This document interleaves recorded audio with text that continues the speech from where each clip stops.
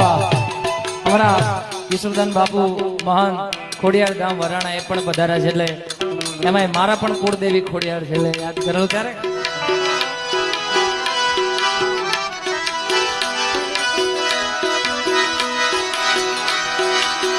એ ધાન ધાન Varana